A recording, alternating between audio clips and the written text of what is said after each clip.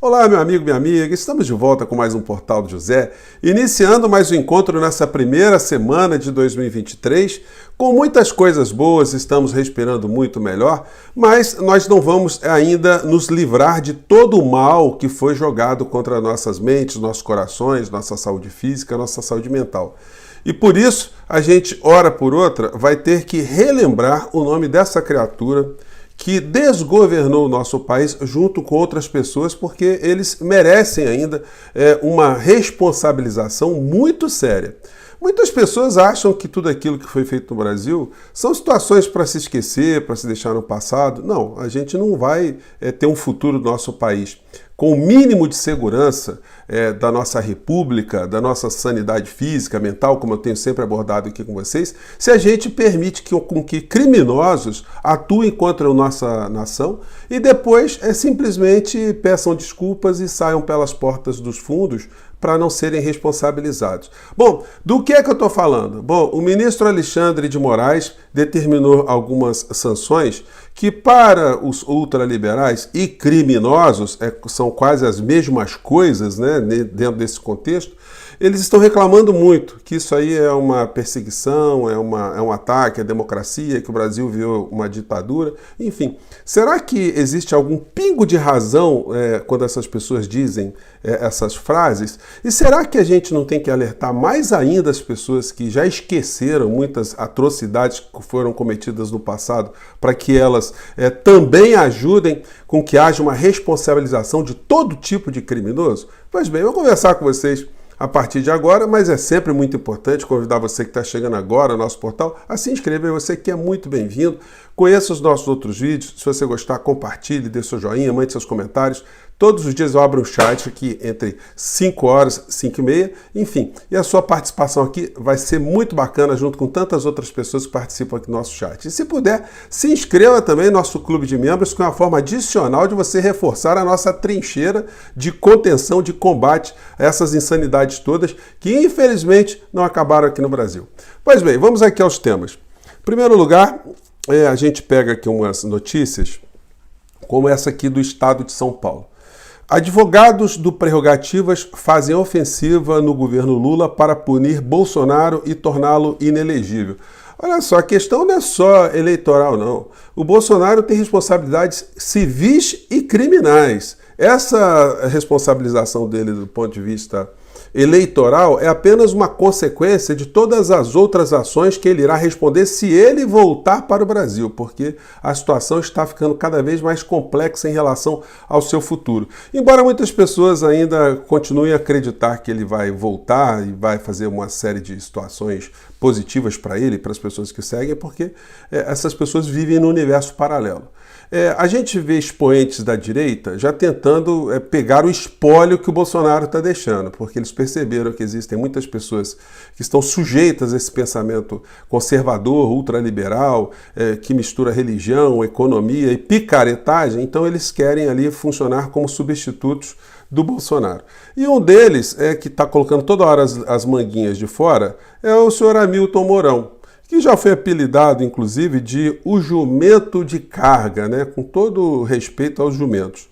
E ele está o tempo todo metendo aí alguma fala em lugar indevido e chegou até a fazer uma convocação em rede nacional para ficar fazendo proselitismo e se lançar ali de uma forma totalmente inútil, se lançar no universo político. Inútil porque não alterou absolutamente nada e apenas foi uma utilização do espaço público para fazer um reforço da sua imagem para fins eleitorais. E aí ele publicou, quer dizer, ele deu a seguinte entrevista cujo título ficou com esse aqui. Chegou com espírito de revanche, diz Mourão sobre Lula.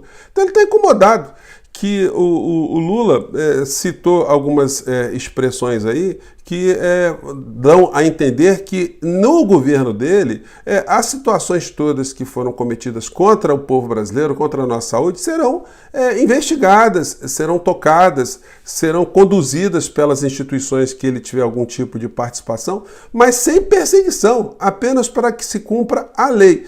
E o Supremo Tribunal Federal e o ministro Alexandre de Moraes estão cada vez mais avançando sobre esses grupos todos e pessoas, porque a promessa foi colocada, né, de que essas pessoas não teriam paz. Tudo aquilo que elas fizeram contra o povo brasileiro, contra a saúde do nosso país, das pessoas de carne e osso e contra a democracia, isso não vai ser ignorado porque elas cometeram crimes. Como é que você perdoa um criminoso sem nenhum tipo de processo, sem nenhum tipo de apuração? Como é que você esquece as vítimas? Como é que você esquece os parentes das vítimas? Eu vou mostrar aqui para vocês aqui uma cena para vocês recordarem, para vocês terem a noção, ainda quem ainda ficou mais desatento com as coisas todas que aconteceram no Brasil, para que a gente cada vez mais se envolva nessas questões e cobre das autoridades a responsabilização que é de direito. Então, o Mourão aqui falando besteira, não tem como fazer revanchismo. Revanchismo é quando você faz alguma coisa fora da lei, não é? É quando você está no esporte, você ganha uma e você quer revanche, mas dentro do Estado de Direito, o que vale é a lei, é democracia. E aí sim, vamos ver como é que essa coisa vai se desenrolar. O Bolsonaro continua no seu universo paralelo com o rebanho de pessoas que fazem parte desse exército dos canjicas, né, que eu tenho dito para vocês aqui há anos, que é no que se converteu uma parcela da sociedade brasileira. Pessoas que funcionam como autômatos, pessoas que não raciocinam, elas fizeram um pacto de não receber informações de nenhuma outra fonte, senão a fonte das suas próprias bolhas. E o Bolsonaro continua publicando alguns textos como se ele estivesse na presidência, não tem diferença nenhuma. Então todo dia ele está publicando. Então ele mandou essa aqui: no final de 2022 assinamos MP que mantém a garantia da isenção do DPVAT 2023, beneficiando milhões de motoristas brasileiros. Bom, e aí a gente vê a seguinte situação, né, paralelamente a isso. O ministro Alexandre de Moraes cancela passaportes dos golpistas Paulo Figueiredo e Rodrigo Constantino. E aí muitas pessoas, tá perseguindo. E tem outro também, né? Também foram tiradas das redes aqui, essa figura aqui atrás de mim, né? O senhor Fiuza, Guilherme Fiuza, enfim. E o Paulo Figueiredo e o Constantino. O que eles estavam fazendo? Crimes, simples assim, crimes. E contra criminoso, você toma que tipo de atitude? Quando há um inquérito, quando há medidas judiciais a serem realizadas, os julgadores, eles socorrem lá as medidas que estão no artigo 319 do Código Penal, do Código de Processo Penal. Uma dessas medidas, para você neutralizar a ação dos criminosos, que poderia ser aí qualquer tipo de criminoso, um grande traficante de drogas, de órgãos, de pessoas, de armas, pessoas que estivessem fazendo crimes contra crianças, crimes contra a saúde pública, enfim. Todos esses criminosos, eles têm contra si uma série de medidas legais que o Código de Processo Penal do nosso país prescreve. Aqui são várias, tá? Comparecimento periódico em juízo, proibição de acesso a frequência em determinados lugares, proibição de manter contato com pessoa determinada, proibição de ausentar-se da comarca, recolhimento domiciliar e, aqui no inciso 6º do artigo 319, deixa eu baixar aqui um pouquinho, suspensão do exercício de função pública ou de atividade de natureza econômica ou financeira quando houver justo receio de sua utilização para a prática de infrações penais. Isso foi incluído pela Lei 12.403 de 2011. Internação provisória, fiança nas infrações e monitoramento eletrônico, a tal da tornozeleira eletrônica. O artigo 320 do Código de Processo Penal prevê, inclusive, a suspensão, né, das formas que as pessoas puderem ter para se evadirem do território brasileiro, ou seja, bloqueando ou pedindo a entrega do passaporte. E o criminoso que já está fora do Brasil? Aí que o Alexandre de Moraes determinou a suspensão, o cancelamento desses passaportes para que os criminosos não possam ficar circulando de país em país. Então, o nome será lançado ali no alerta vermelho da Interpol, então essas criaturas não poderão sair de onde elas estão nos Estados Unidos. E se forem condenadas aqui no Brasil, o governo brasileiro, ou seja, a justiça brasileira, poderá pedir a extradição dessas criaturas para o Brasil para que eles respondam aqui, cumpram pena aqui, e aí vai depender do governo americano, do judiciário americano, norte-americano, dar vazão a esses pedidos. E por que a gente não deve esquecer jamais essas situações, nem deve achar que são situações de menor monta? Porque morreram pessoas. Esses criminosos, tal qual criminosos que atuam praticando delitos contra pessoas humanas de todas as naturezas, eles devem ser responsabilizados em função disso aqui. Se você não está lembrado, esse aqui é o Marco Antônio do Nascimento Silva. Ele foi pai, deixa eu diminuir aqui de novo, ele foi pai do rapaz que morreu de Covid com 26 anos, taxista, e ele ficou muito conhecido no mundo inteiro porque ele estava participando de uma cerimônia na praia de Copacabana, onde vários crucifixos estavam sendo espetados ali na areia, para lembrar do que estava acontecendo no Brasil, para que as autoridades fizessem alguma coisa. E aí apareceu lá um mastodonte, um ignorante, um bolsonarista, um medieval, um boçal, e começou a derrubar aquelas cruzes todas. E ele se indignou e foi recolocando pacificamente, muito indignado, todas as cruzes no local. Ele foi chamado para depor na CPI da Covid, porque o presidente da República tinha dito que era para a gente parar de mimimi. Então vamos lembrar aqui o que ele falou, gente? Vamos acompanhar aqui, vamos lá. Doutor, eu como pai, como pessoa, não é questão. Não é questão assim, eu quero entender por quê, só por quê, porque, sabe, eu quando a Kátia falou, quando eu tive a notícia que um médico deu muito consternado até, e eu tive que reconhecer meu filho, sabe,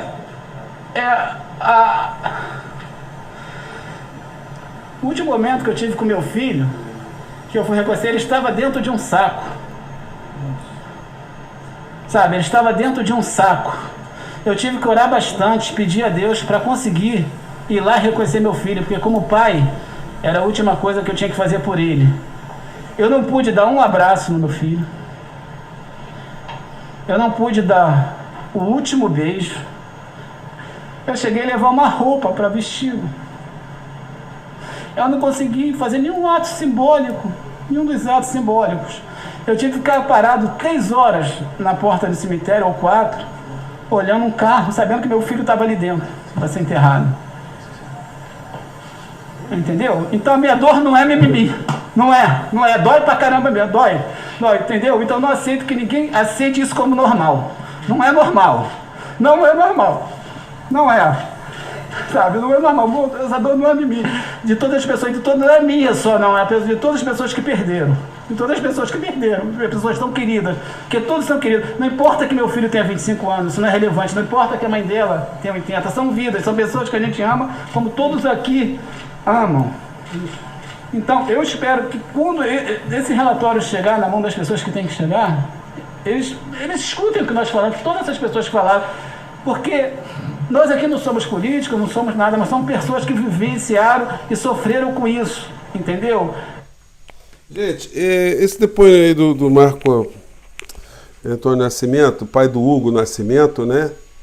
Ele foi muito marcante também, e o pior de tudo foi o seguinte: o senhor Marco Antônio também faleceu, né?